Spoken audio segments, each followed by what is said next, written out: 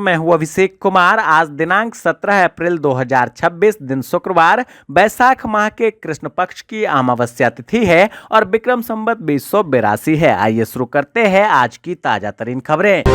IPL और PSL के रोमांच के बीच आज से बांग्लादेश और न्यूजीलैंड के बीच 3 मैचों की वनडे सीरीज का आगाज होने जा रहा है। ढाका में होने वाले इस पहले मुकाबले में टॉम लॉथम की कप्तानी वाली कीवी टीम के सामने मेहंदी हसन मिराज की मजबूत बांग्लादेशी टीम की चुनौती होगी। केंद्रीय गृह मंत्री अमित शाह ने संसद के विशेष सत्र में परिसीमन और महिला आरक्षण बिल पर सरकार का पक्ष रखा। उन्होंने जातीय जनगणना न कराने के आरोप को खारिज किया और लोकसभा के सीटों की संख्या 850 होने का गणित समझाया।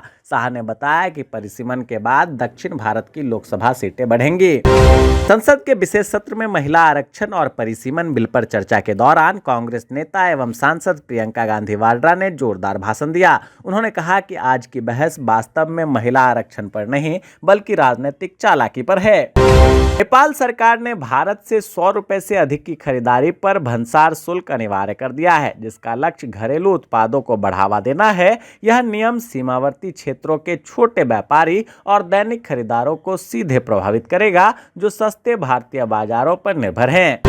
आज लोकसभा में 3 अहम विधेयक पर शाम 4 बजे मतदान होगा, जिसमें महिला आरक्षण लागू करने, लोकसभा सीटों के परिसीमन और केंद्र शासित प्रदेशों में आरक्षण व्यवस्था से जुड़े बिलों पर चर्चा पूरी होने के बाद वोटिंग कराई जाएगी। इन विधेयकों को सरकार का बड़ा राजनीतिक कदम माना जा रहा है, जिस पर सत्ता पक्ष और विपक्ष आमने सामने है। मतदान के नतीजे से महिला आरक्षण और सीटों के विस्तार की दिशा तय होगी। बिहार में भारत की जनगणना 2027 के पहले चरण की शुरुआत आज से होने जा रहा है। पहले चरण में प्रथम 15 दिन स्वगणना की जाएगी। इस दौरान राज्य के निवासी खुद जनगणना के लिए बनाए गए आधिकारिक ऑनलाइन पोर्टल पर अपने परिवार और आवास से संबंधित जानकारी दर्ज कर सकते हैं। पश्चिम बंगाल में विधानसभा चुनाव के पूर्व हुए मतदाता सूची के गहन पुनरीक्षण कार्य यानी एसआईआर के मामले में सुप्रीम कोर्ट का बड़ा फैसला आया।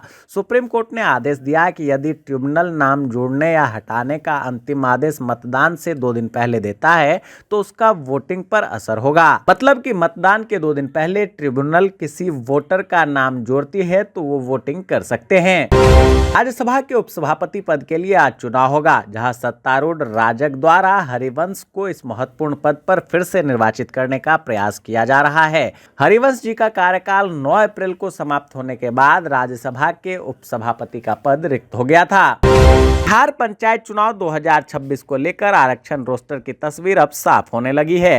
राज्य निर्वाचन आयोग की ओर से जारी गाइडलाइन के अनुसार इस बार भी वर्ष 2011 की जनगणना के आधार पर आरक्षण निर्धारित किया जाएगा। दिल्ली में कर्मचारियों की नहीं चलेगी लेट लतीफी, अब सभी विभागों में बायोमेट्रिक हाजिरी होगा जरूरी, सीएम रेखा गुप्ता ने दिया आदेश। नोएडा में हुई हिंसक झड़प के बाद पुलिस की जांच में बड़ा खुलासा हुआ। हिंसा फैलाने के लिए पाकिस्तान से संचालित 2 ट्विटर हैंडल प्राउड इंडियन और मीर इलियाज इंक का इस्तेमाल किया गया था। इन हैंडलों के खिलाफ सेक्टर 20 थाने में मुकदमा दर्ज किया गया है। भाजपा ने झारखंड में पिछले 3 सालों में हुई सभी परीक्षाओं की सीबीआई जांच की मांग की है। पार्टी ने उत्पाद सिपाही परीक्षा पेपर लीक मामले में सरकार पर आरोपियों को बचाने और ब्लैकलिस्टेड एजेंसियों का उपयोग करने का आरोप लगाया।